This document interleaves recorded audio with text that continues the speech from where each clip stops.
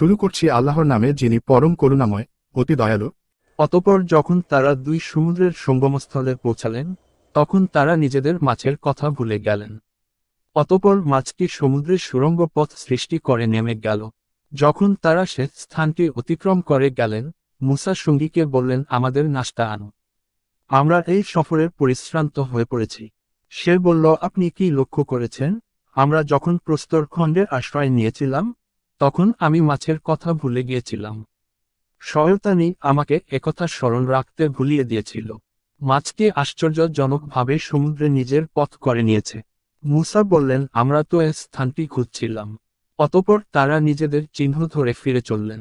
অতঃপর তারা আমার বান্দাদের মধ্যে এমন একজনের সাক্ষাৎ পেলেন, যাকে আমি আমার পক্ষ থেকে রহমত দান করেছিলাম ও আমার পক্ষ থেকে দিয়েছিলাম এক বিশেষ জ্ঞান।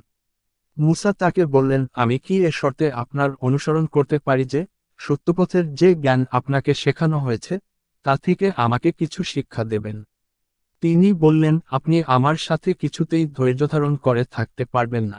যে বিষয়ে বোঝা আপনার আয়ত্তাধীন নয়, তা দেখে আপনি ধৈর্যধারণ করবেন কেমন করে?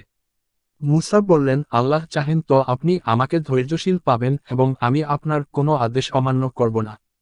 তিনি বললেন, যদি আপনি আমার অনুসরণ করেনি তবে কোনো বিষয়ে আমাকে প্রশ্ন করবেন না, যে পর্যন্ত না আমি নিজেই সে সম্পর্কে আপনাকে কিছু বলি। অতঃপর তারা চলতে লাগল। অবশেষে যখন তারা নৌকায় আরোহণ করল, তখন তিনি তাতে ছিদ্র করে দিলেন। মূসা বললেন, আপনি কি এর আরোহীদেরকে ডুবিয়ে দেওয়ার জন্য এতে ছিদ্র করে দিলেন? নিশ্চয় আপনি একটি গুরুতর মন্দ কাজ করলেন। তিনি বললেন, আমি কি বলিনি যে, আপনি আমার সাথে কিছুতেই ধৈর্য ধরতে পারবেন না? মূসা বললেন, আমাকে আমার ভুলের জন্য অপরাধী করবেন না এবং আমার কাজে আমার উপর কঠোরতা আরোপ করবেন না। অতঃপর তারা চলতে লাগল। অবশেষে যখন একটি বালকের সাক্ষাৎ পেলেন, তখন তিনি তাকে হত্যা করলেন। মূসা বললেন, আপনি কি একটি নিষ্পাপ জীবন শেষ করে দিলেন প্রাণের বিনিময়ে ছাড়াই? নিশ্চয় আপনি তো এক গুরুতর অন্যায় কাজ করলেন।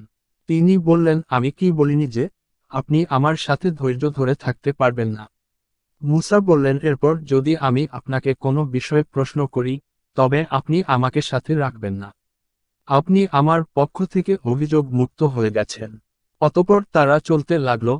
অবশেষে যখন একটি জনপদের অধিবাসীদের কাছে পৌঁছে তাদের কাছে খাবার চাইল, তখন তারা তাদের আতিথেয়তা করতে অস্বীকার করল। অতঃপর তারা সেখানে একটি পতনোন্মুখ প্রাচীর দেখতে পেলেন, সেটি তিনি সোজা করে দাঁড় করিয়ে দিলেন। মূসা বললেন, আপনি ইচ্ছা করলে তাদের কাছ থেকে এর পারিশ্রমিক আদায় করতে পারতেন। তিনি বললেন, এখানে আমার ও আপনার মধ্যে সম্পর্কচ্ছেদ হলো। এখন যে বিষয়ে আপনি ধৈর্য ধরতে পারেননি, আমি তার তাৎপর্য বলে দিচ্ছি। নৌকাটির ব্যাপারে সেটি ছিল কয়েকজন দরিদ্র ব্যক্তির। তারা সমুদ্রের জীবিকা অন্বেষণ করত। আমি ইচ্ছা করলাম যে, সেটিকে ত্রুটিযুক্ত করে দেই। তাদের অপরদিকে ছিল এক বাদশাহ। সে বলপ্রয়োগে প্রত্যেকটি নৌকা ছিনিয়ে নিত। বালকটির ব্যাপার তার পিতা মাতা ছিল ঈমানদার। আমি আশঙ্কা করলাম যে, সে অবাধ্যতা ও কুফর দ্বারা তাদেরকে প্রভাবিত করবে। অতঃপর আমি ইচ্ছা করলাম যে, তাদের পালনকর্তা তাদেরকে মহত্তর, তার চাইতে পবিত্রতায় ও ভালবাসায় ঘনিষ্ঠতর একটি শ্রেষ্ঠ সন্তান দান করুক। প্রাচীরের ব্যাপার সেটি ছিল নগরের দুজন পিতৃহীন বালকের। এর নিচে ছিল তাদের গুপ্তধন এবং তাদের পিতা ছিল সৎকর্মপরায়ণ। সুতরাং আপনার পালনকর্তা দায়বস্তলে ইচ্ছা করলেন যে, তারা যৌবনে পদার্পণ করুক এবং নিজেদের গুপ্তধন উদ্ধার করুক। আমি নিজ মতে এটা করিনি।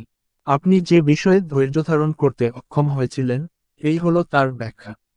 তারা আপনাকে জুলকারনাইন সম্পর্কে জিজ্ঞাসা করে। বলুন, আমি তোমাদের কাছে তার কিছু অবস্থা বর্ণনা করব। আমি তাকে পৃথিবীতে প্রতিষ্ঠিত করেছিলাম এবং প্রত্যেক বিষয়ের কারোপকরণ দান করেছিলাম। অতঃপর তিনি এক কারোপকরণ অবলম্বন করলেন।